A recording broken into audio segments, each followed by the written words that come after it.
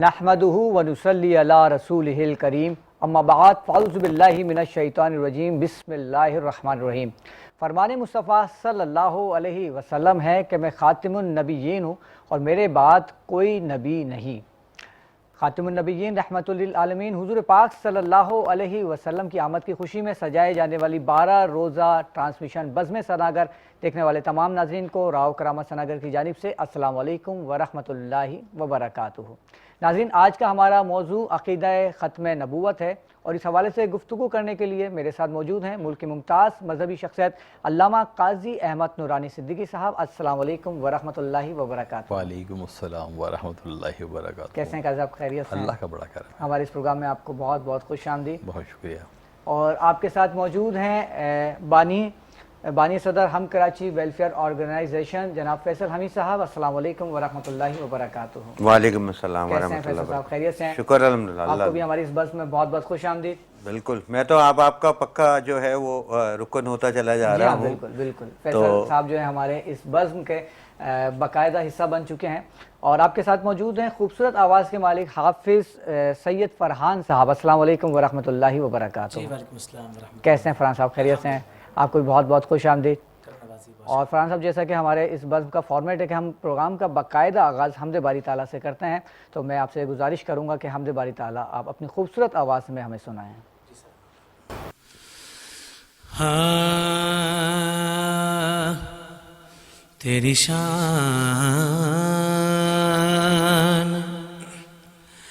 अम्मा नवालो हो, तेरी शान अम्मा नवालो हो। अल्लाह जल्ला जलालुहु, अल्लाह अल्लाह जल्ला जलालुहु। और तेरे नाम पर है मेरे खुदा, मेरी रूह फिदा, मेरी जान फिदा।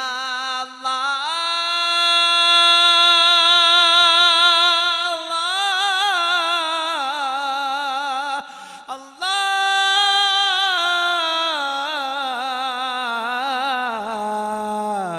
है मेरी रूह की ये ग़िज़ा कि तेरा नाम लब पे रहे सदा, तेरा नाम लब पे रहे सदा। है तेरी रज़ा मेरी आरज़ू, है तेरी रज़ा मेरे आरज़ू। अल्लाह अल्लाह जल्ला जलालुहु। अल्लाह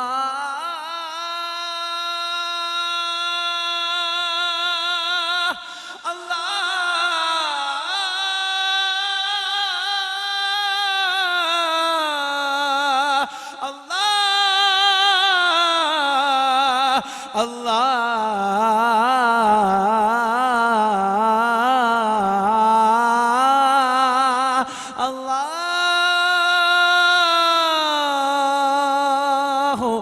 जल्ला जलालुहु।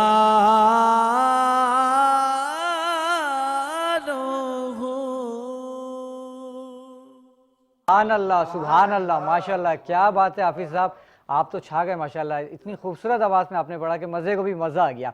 और काजी साहब, मैं कहना चाहूँगा इनके बराबर वाले को बैठने के लिए जो बैठा हुआ ना उसको बहुत बड़ा दिल चाहिए भाई। बिल्कुल ऐसा ही। यानी जो माशाल्लाह ये इन्होंने पढ़ा है तो बराबर वाला जो है ना वो छोटे दिल का हुआ ना ایسا ہی ہے. رخصت ہو اچھا قاضی صاحب کہ اللہ نے بینائی سے تو محروم رکھا، لیکن اتنی ساری کوالٹیز ان میں ہیں کہ ماشاءاللہ سے آل نبی ہیں، اولاد علی ہیں، حافظ ہیں، ماشاءاللہ سے بہت ہی خوبصورت آواز کے مالک ہے. تو میری دعائیں آپ کے ساتھ ہے کہ اللہ تعالیٰ آپ کی آواز میں مزید برکت عطا فرمائے. قاضی صاحب آپ کی جانب آؤں گا. عقیدہ ختم نبوت آج کا ہمارا موضوع ہے، تو میں سب سے پہلے تو یہ پوچھنا چاہوں گا کہ اس عقیدے کے بارے میں کچھ تفصیل سے بتائیں، اور یہ خاتم النبیین کا کیا مطلب ہے، اس سے کیا مراد ہے؟ بہت بہت شکریہ. محمد رسول اللہ صلی اللہ علیہ وسلم. والذین معاہ اشداء والکفار ورحماء بینہم. اور اسی طرح قرآن مجید فرقان حمید میں نبی کریم صلی اللہ علیہ وآلہ وسلم کا ذکر مختلف انداز میں آیا، لیکن ایک قرآن کی آیت ایسی ہے جو عقیدہ ختم نبوت پر بالکل قطعی نص ہے کہ ما کان محمد ابا احد من رجالکم ولکن رسول اللہ وخاتم النبیین. کہ محمد صلی اللہ علیہ وآلہ وسلم تم میں سے کسی مرد کے باپ نہیں اور خاتم النبیین ہیں، اللہ کے رسول ہیں. پہلے تو لفظ عقیدہ کا معنی سمجھا جائے کہ لفظ عقیدہ عقد سے ہے، ٹھیک. اور عقد گرہ کو کہتے ہیں. ایسا نظریہ، ایسی سوچ جو آپ کی عقل میں ایک گرہ کے طور پہ بن جائے، بالکل آپ اس پہ راسخ ہو جائیں. اسلام کے بنیادی عقائد میں عقیدہ توحید، عقیدہ رسالت، عقیدہ آخرت. جس طرح عقیدہ توحید کی ضروریات میں سے کسی ایک کا بھی انکار کرنے والا دائرہ اسلام سے خارج ہو جاتا ہے. وہ اللہ رب العزت کی صفات میں سے کسی ایک صفت کا انکار کرے، وجود کا انکار کرے، شرک کی طرف جائے. ظاہر ہے کہ جب عقیدہ توحید میں کوئی بھی خرابی ایسی پیدا کرے تو وہ دائرہ اسلام سے خارج ہو جاتا ہے. بے شک. اسی طرح آدم علیہ السلام سے لے کر حضور محمد صلی اللہ علیہ وآلہ وسلم خاتم النبیین تک کسی نبی کا انکار کرے، ان کی نبوت کا انکار کرے، ان کی لائی ہوئی شریعت کا انکار کرے، تو ظاہر ہے کہ وہ دائرہ اسلام سے خارج ہو جاتا ہے.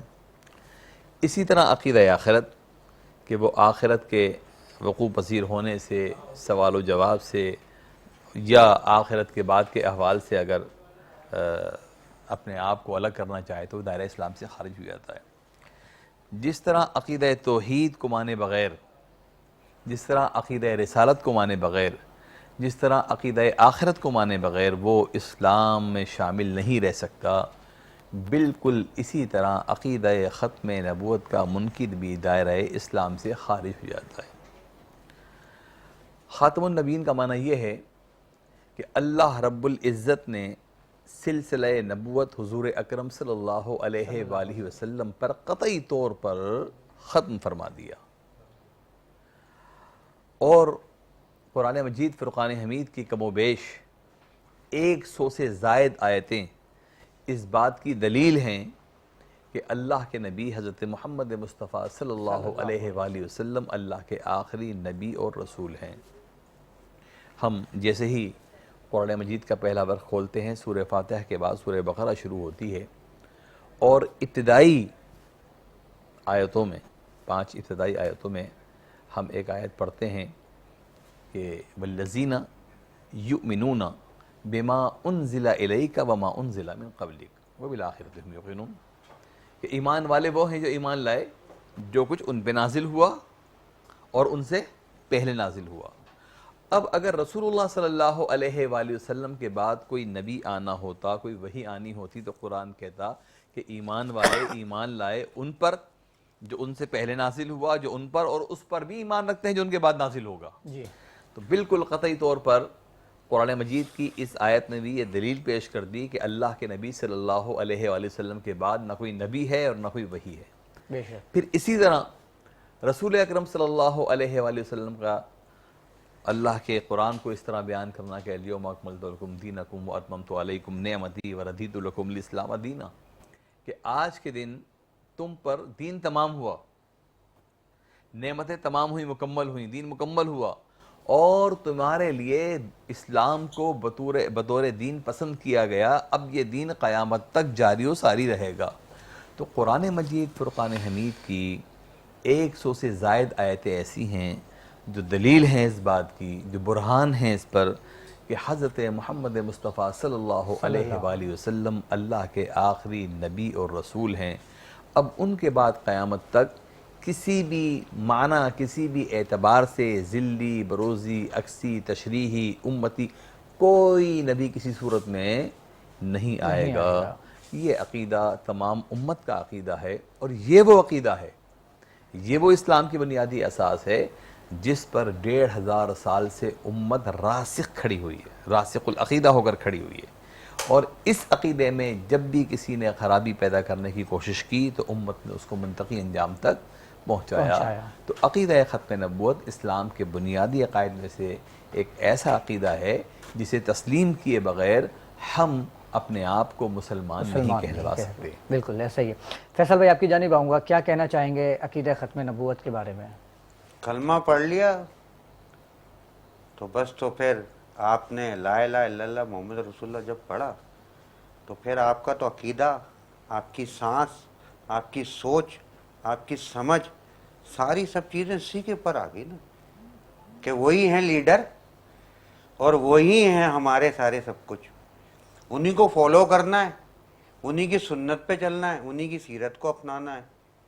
آج کے دور میں ہم کسی بھی اپنے کیا نام ہے ایک مینٹور لے لیتے ہیں، میں اس طرف نہیں جانا چاہوں گا، میں ایک ورڈ یوز کرتا ہوں مینٹور، ٹھیک ہے، کہ یار یہ میری پسندیدہ شخصیت ہیں اور میں ان کو انسپائر کرتا ہوں، اور بالکل صحیح ہے، لیکن میں یہ بات یہ کہتا ہوں کہ ضرورت ہی نہیں ہے، جب یعنی کہ جو اپنے اس دنیا بنانے کی وجہ ہے اور تا قیامت ہے اور تا قیامت کے بعد بھی شفاعت کے لیے ہیں، تو پھر یہ تو عقیدہ آپ کا کہاں سے کہاں تک کن اس کے اوپر جا رہا ہے۔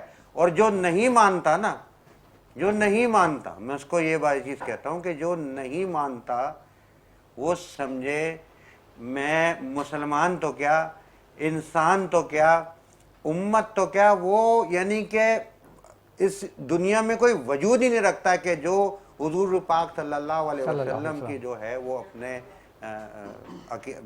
ختم نبوت کو نہ مانے، ان کو نہ مانے، کیونکہ میں کہہ رہا ہوں نا کہ وجہ ہے نا، تخلیق کائنات کی وجہ ہے۔ اب حضرت آدم علیہ السلام سے حضور پاک صلی اللہ علیہ وسلم، لیکن بات یہ ہے کہ اس سے پہلے بھی ہم چلے جائیں نا، کہ جب سوچا کہ دنیا بنانی ہے تو کس کا اپنے وہ آیا، حضرت محمد صلی اللہ علیہ وسلم کا، ٹھیک ہے نا، سسٹم رکھا، اور آخرت تک پھر وہ جانا ہے کیا کہ امت محمدی، کیونکہ جو بھی کوئی ہے اس دنیا میں جب آتا ہے تو مسلمان ہی آتا ہے، اب وہ ہندو کے گھر میں پیدا ہو یا عیسائی کے گھر میں پیدا ہو یا مشرک کے گھر میں پیدا ہو یا اپنے کسی کے بھی گھر میں پیدا ہو، پیدا تو مسلمان ہی ہوتا ہے نا۔ اب وہ کلمہ پڑھے گا تو اسلام کے اپنے کیا نام ہے اس میں آ جائے گا۔ تو یہ تو سوال میرے خیال سے میں یہ سمجھتا ہوں کہ جو سانس لے رہا ہے نا اس کے لیے بھی بنتا ہے، جو سوچ رہا ہے اس کے لیے بھی بنتا ہے، جو سمجھ رہا ہے اس کے لیے بھی بنتا ہے کہ وہ ہیں، وہ تھے، وہ رہیں گے اسی طریقے سے کہ جس طریقے سے یہ کائنات ہے۔ ٹھیک ہے ناظرین، گفتگو کا سلسلہ جاری ہے، لیکن پروگرام میں وقت ہوا چاہتا ہے ایک چھوٹے سے بریک کا، ملتے ہیں ایک بریک کے بعد۔ پروگرام بزم ثناگر میں ایک بار پھر خوش آمدید، میرے ساتھ موجود ہیں علامہ قاضی احمد نورانی صدیقی صاحب۔ علامہ صاحب یہ بتائیے کہ عقیدہ ختم نبوت کے لیے صحابہ کرام کے کیا کیا اقدامات تھے؟ عقیدہ ختم نبوت امت کے لیے اتنا حساس مسئلہ رہا کہ حضور ختم مرتبہ صلی اللہ علیہ وآلہ وسلم کی وصال ظاہری کے فوراً بعد خلیفہ بلا فصل جناب سیدنا صدیق اکبر رضی اللہ تعالی عنہ نے جب ذمہ داریاں سنبھالیں تو ان کے سامنے بعض بڑے پیچیدہ مسائل تھے، لشکر اسامہ کو روانہ کرنا جی، اور اسی طرح مانعین زکوٰۃ کے خلاف جہاد کرنا۔ اسی دوران آپ کو جب یہ اطلاع ملی کہ جو جھوٹے مدعیان نبوت تھے ان میں سے ایک مسیلمہ نے یمامہ میں اپنا اقتدار جما لیا ہے، اور چونکہ وہ اپنے قبیلے کا سردار بھی تھا اور ہوشیار آدمی تھا، اس نے ایک بہت بڑی تعداد منکرین ختم نبوت کی جمع کر لی اور اسلام کے خلاف سازشیں کرنے لگا۔ جناب سیدنا صدیق اکبر رضی اللہ تعالی عنہ نے فوراً مجاہدین اسلام کو روانہ فرمایا۔ ایک بات طے ہو چکی تھی کہ وہ اصحاب مقدسہ جو میدان بدر میں رسول اللہ صلی اللہ علیہ وآلہ وسلم کے ساتھ شریک تھے، بدری صحابہ، اب انہیں جہاد میں نہیں بھیجا جائے گا۔ لیکن یہ معرکہ جب آگے بڑھا تو بدری صحابہ بھی گئے، احد کے صحابہ بھی گئے، وہ جو اپنی عمر کے پختہ حصے میں تھے وہ صحابہ کرام بھی گئے، اور جتنے ریاست کے وسائل تھے اس وقت وہ سب عقیدہ ختم نبوت کے تحفظ کے لیے لگائے گئے۔ امت نے کس طرح عقیدہ ختم نبوت کی حفاظت کی، اور صحابہ کرام کے نزدیک ایک اتنا حساس معاملہ تھا کہ حضور ختم مرتبہ صلی اللہ علیہ وآلہ وسلم کی حیات میں جتنے جہاد ہوئے وہ شہداء کل ملا کر 259 یا اس کے آس پاس ہیں، لیکن جنگ یمامہ کے اندر 1200 صحابہ کرام نے جام شہادت دی، جن میں 700 حفاظ کرام۔ اور اسی جنگ کے بعد پھر جناب صدیق اکبر رضی اللہ تعالیٰ عنہ نے فوراً کہا کہ ایک مجلس بنائی جائے اور قرآن مجید فرقان حمید کو جمع کیا جائے، ایسا نہ ہو کہ وہ صحابہ کرام انتقال کرتے جا رہے ہیں، شہید ہوتے جا رہے ہیں، تو کوئی معاملہ پیدا نہ ہو جائے۔ اس میدان میں صحابہ کرام کی قربانیاں اس قدر ہیں، اس لیے کہ یمامہ کے میدان میں جب پہنچے ہیں مسلمان تو منکرین ختم نبوت مسیلمہ کے حامی، مسیلمہ کذاب کے حامی وہ قلعہ بند تھے اور یہ میدان میں کھڑے ہوئے ہیں۔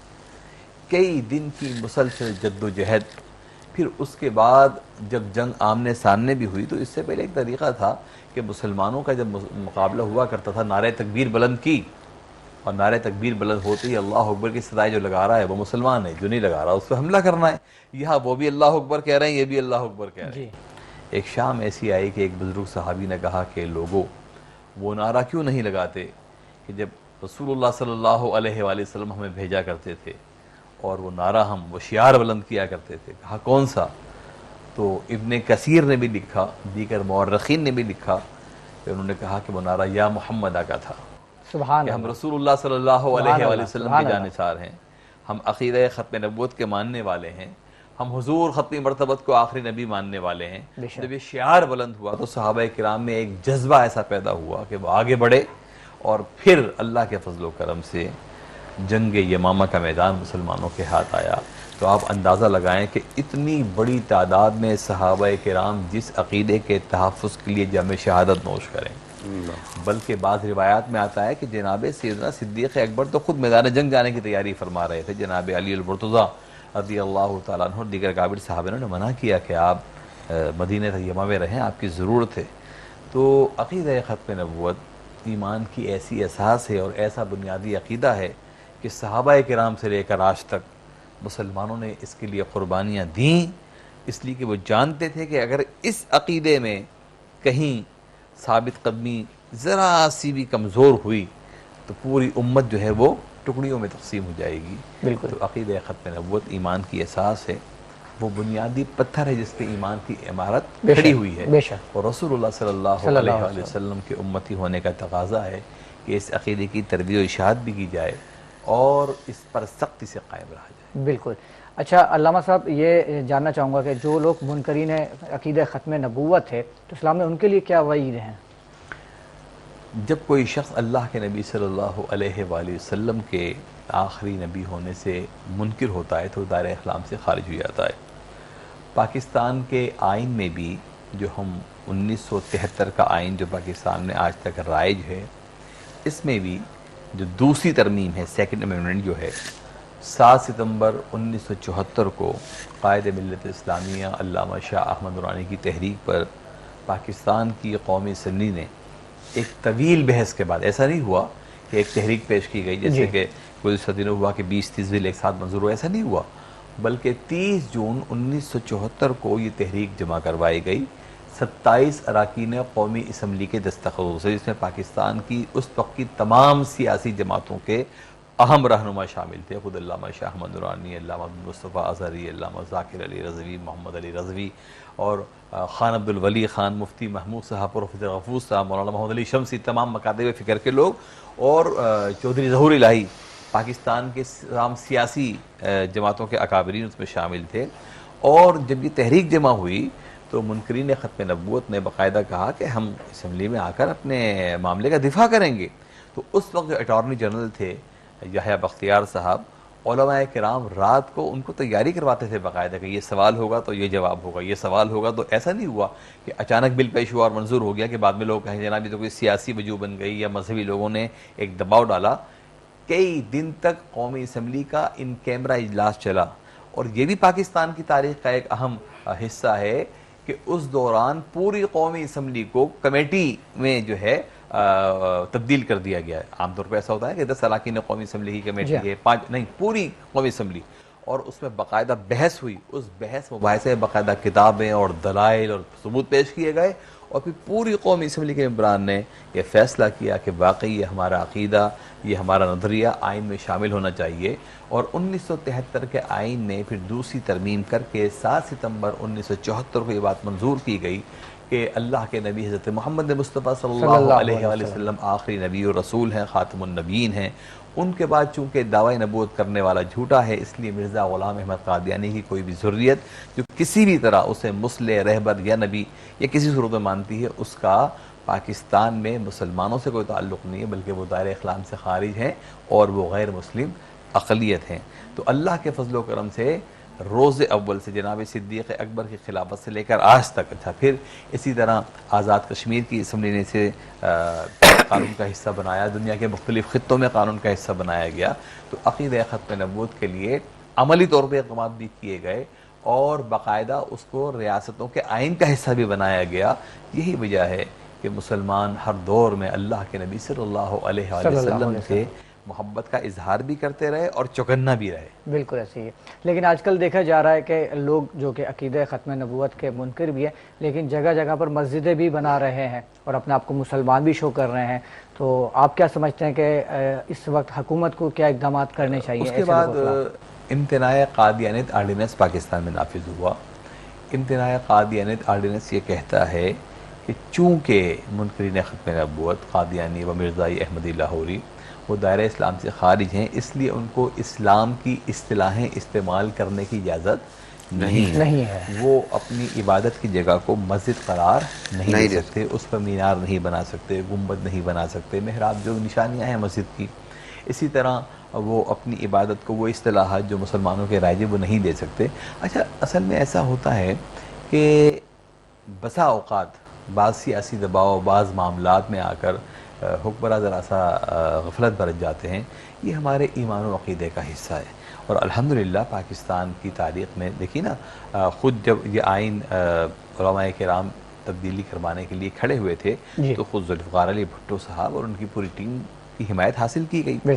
اس کے بعد آنے والے حکمرانوں میں جنرل ضیاء الحق کے دور میں امتناع قادیانیت آرڈیننس آیا، اس کے بعد میر ظفر اللہ جمالی وزیر اعظم رہے، انہوں نے اس معاملے کے اندر بڑے دلچسپی کا مظاہرہ کیا۔ تو الحمدللہ پاکستان کے حکمرانوں میں بے شمار خرابیاں رہیں، لیکن ان میں سے اکثریت عقیدے کے معاملے میں جب بھی انہیں یاد دلایا گیا، ایسا ہوا کہ انہوں نے غفلت برتی، لیکن یہ اللہ کا بڑا کرم ہے، جب یاد دلایا گیا تو انہیں یہ بات معلوم تھی کہ عقیدہ ان کا بھی ہے اور انہیں بھی ایک رات قبر میں گزارنی ہے، اور انہیں بھی یہ بات معلوم تھی اور باور کرائی گئی کہ میدان حشر میں شفاعت کا معاملہ تو رسول اللہ کے ہاتھوں میں۔ کیا بات!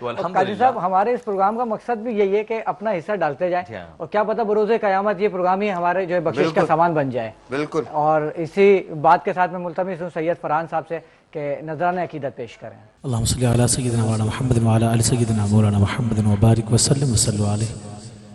ایک کلام ہے پروفیسر اقبال عظیم کا، اکثر محفلوں میں سے کہا جاتا ہے، وہی میں یہاں پیش کر دیتا ہوں۔ سبحان اللہ، ماشاءاللہ، کیا بات ہے حافظ صاحب، کیا ماحول آپ نے بنایا۔ اللہ تعالیٰ آپ کو سلامت رکھے۔ اور اسی کلام کے ساتھ پروگرام میں وقت ہوا چاہتا ہے ایک چھوٹے سے بریک کا، اور ملتے ہیں ایک بریک کے بعد۔ پروگرام بزم سناگر میں ایک بار پھر خوش آمدید ناظرین. جیسا کہ ہم کہتے ہیں کہ نئے ٹیلنٹ کے لیے ہمارا پلیٹ فارم حاضر خدمت ہے. نہ صرف نئے ثنا خوان رسول ہمارے اس پلیٹ فارم کا حصہ بنتے ہیں بلکہ آج ہمارے ساتھ ایک ایسے شخص موجود ہیں جو کہ ہوسٹ ہیں جناب شیراز خان صاحب. السلام علیکم. وعلیکم السلام. کیسے ہیں آپ؟ خیریت سے ہیں؟ الحمدللہ. ہمارا آج کا پروگرام اب سے آپ نے لے کے چلا اور آپ کے کندھوں پہ بہت بھاری ذمہ داری پڑ چکی ہے. جی انشاءاللہ. شروع کریں. دیکھنے والی تمام ناظرین کو میری جانب سے السلام علیکم. ربیع الاول کا مہینہ چل رہا ہے. نبی کریم صلی اللہ علیہ وسلم کی پیدائش کا مہینہ ہے. نبی کریم صلی اللہ علیہ وسلم کا ارشاد ہے کہ جو شخص مجھ پہ روزانہ 10 دفعہ درود شریف پڑھتا ہے اس پہ اللہ تعالیٰ 100 رحمتیں نازل فرماتے ہیں. سبحان اللہ سبحان اللہ. تو ارشاد کس کا ہے؟ نبی کریم صلی اللہ علیہ وسلم کا. اور اللہ تعالیٰ ان پہ 100 رحمتیں نازل فرماتے ہیں جو ان پہ 10 مرتبہ درود پڑھتا ہے. تو جس نے آج درود نہیں پڑھا ہے تو وہ آج لازمی ایک دفعہ درود لازمی پڑھ لیں صلی اللہ علیہ وسلم. اسی طرح ہمارے ساتھ موجود ہیں، جیسا کہ ہم نے کہا تھا کہ ہم نئے نعت خوانوں کو پیش کریں گے، تو ہمارے ساتھ ایک نئے نعت خواں موجود ہیں حمزہ عمر. میں ان سے درخواست کروں گا کہ وہ اپنی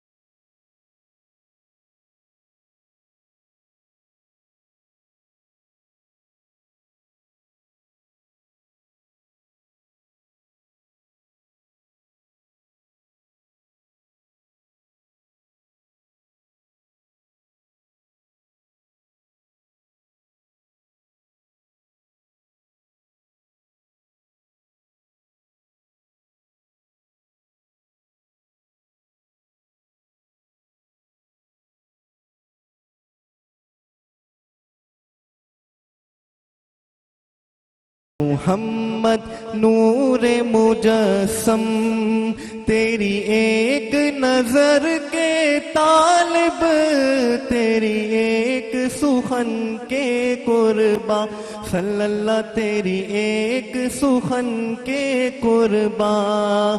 یہ سب تیرے دیوانے، ہم سب تیرے دیوانے، ہم سب تیرے شیدائی.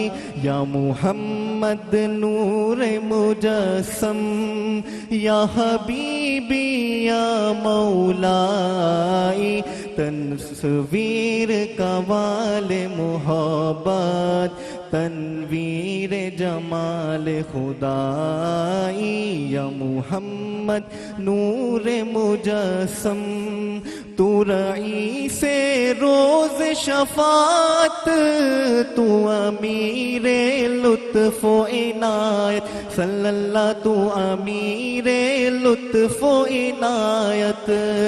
ہے ادیب کو تجھ سے نسبت، ہے ادیب کو تجھ سے نسبت. یہ غلام ہے تو آقائی. یا محمد نور مجسم، یا حبیبی یا مولائی، تصویر کمال محبت، تنویر جمال خدائی. ماشاءاللہ ماشاءاللہ. اللہ تعالیٰ آپ کی آواز میں اور برکت عطا فرمائیں. آمین. اسی طرح ہمارے ساتھ ایک دوسرے ثنا خوان مصطفیٰ موجود ہیں حافظ مدثر ملک. ان سے بھی میں درخواست کروں گا کہ وہ اپنی آواز میں نذرانہ عقیدت پیش کریں. جی مدثر. صلی علی نبینا،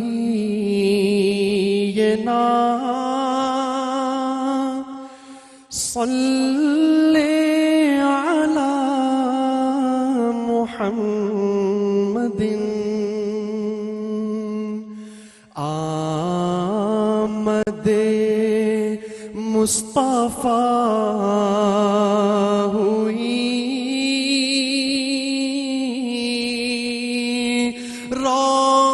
روشن زمانہ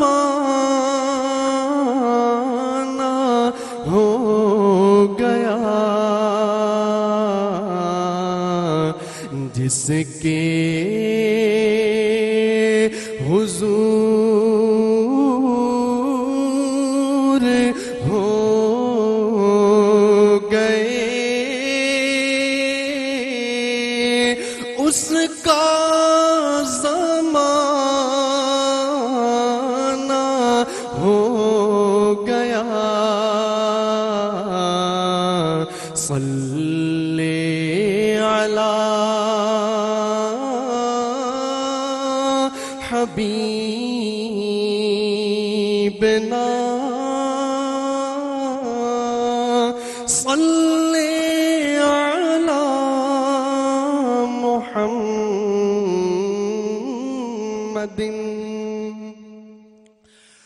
وہ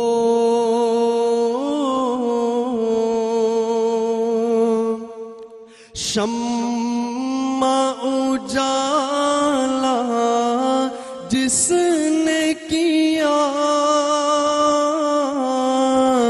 40 برس تک غاروں میں ایک روز چمکنے والی تھی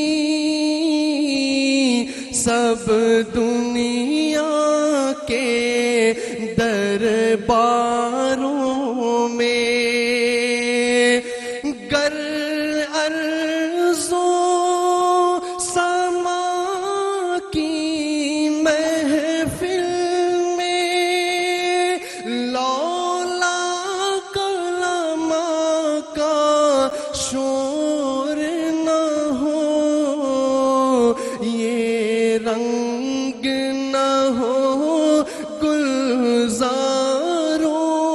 میں یہ نور نہ ہو سیاروں میں اور جو فلسفیوں سے حل نہ ہوا جو نکتاوروں پہ کھل نہ سکا وہ راز ایک کملی والے نے بتلا دیا چند اشاروں میں وہ شمع اجالا جس نے کیا 40 برس تک غاروں میں. کیا بات ہے قاری صاحب آپ کی. اللہ بھائی نے جو نگینے ماشاءاللہ یہاں پہ اپنے سمجھیں کہ یہ پیش کیے ہیں یعنی جو فوڈ ولاگنگ والا کام کرتے ہیں کہ نئی چٹپٹے کھانوں سے یہ متعارف ہمیں کراتے ہیں اسی طریقے سے انہوں نے جو ہے نا وہ دل کو گرما دینے والے جو ہے نا نعت خوانوں کو جو ہے نا وہ سننے کا جو ہے نا وہ موقع عطا فرمایا. بہترین شراز بھائی اور قاری صاحب ماشاءاللہ دبئی سے تشریف لائے ماشاءاللہ ماشاءاللہ سبحان. اور گفتگو بہت ساری کرنی تھی لیکن ہمارے پروگرام کا وقت اختتام کو پہنچا. آپ تمام معزز مہمانان گرامی کی آمد کا بہت بہت شکریہ. امید کرتا ہوں ناظرین کہ آج کا پروگرام آپ کو پسند آیا ہوگا. انشاءاللہ کل اسی ٹائم پہ 5 بجے آپ سے دوبارہ ملاقات ہوگی. تب تک کے لیے اجازت دیجیے. السلام علیکم ورحمۃ اللہ وبرکاتہ.